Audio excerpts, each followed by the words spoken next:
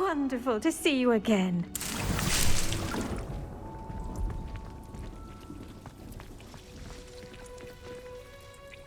I've completed my assignments, Professor. Pleased to hear it. Professor Weasley will be too.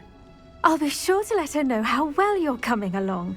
Thank you, Professor. Professor Hecat tells me she taught you Levioso, so you should be ready for a more advanced levitation charm. Wingardium Leviosa requires a bit of concentration and a nice, graceful wand movement. Let's see you try your hand at it.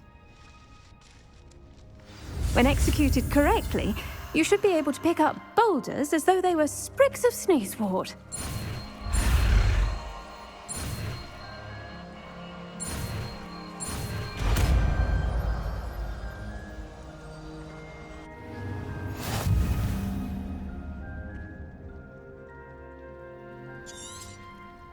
Well done! Feel free to practice Wingardium Leviosa here in the greenhouse. I've set some crates out for you in the next room.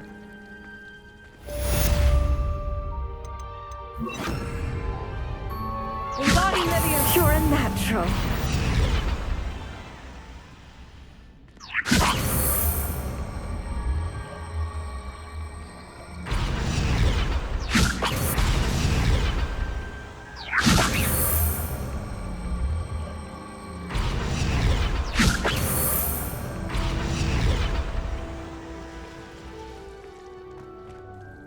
Professor Garlick, a moment of your time? The plants are resting, so now's as good a time as any. I was wondering, what made you want to teach herbology? How lovely of you to ask. I've always had an affinity for greenery, so this situation is a bit of a dream come true. After graduation, I was thrilled to be asked to step in for my old herbology professor. He'd had a slight accident, you see. Oh dear. A shame for him, but it worked out well for you.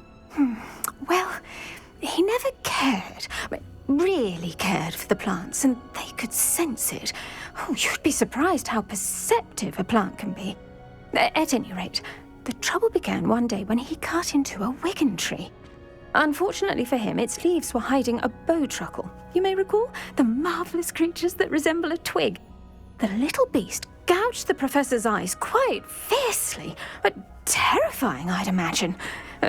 Likely for the professor, too. And that's when you took over as the herbology professor? Well, not quite.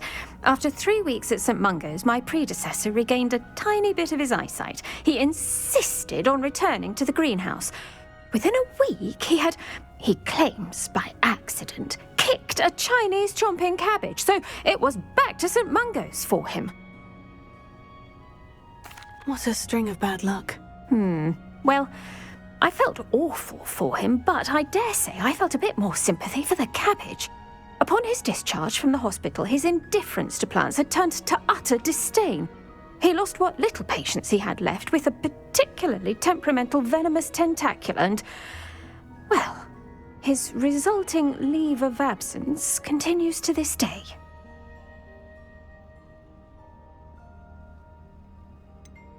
I had no idea.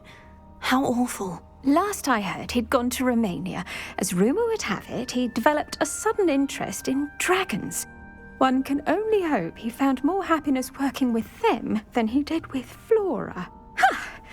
Lovely speaking with you. Have a wonderful day. Oh, and remember, be kind to your wigan trees.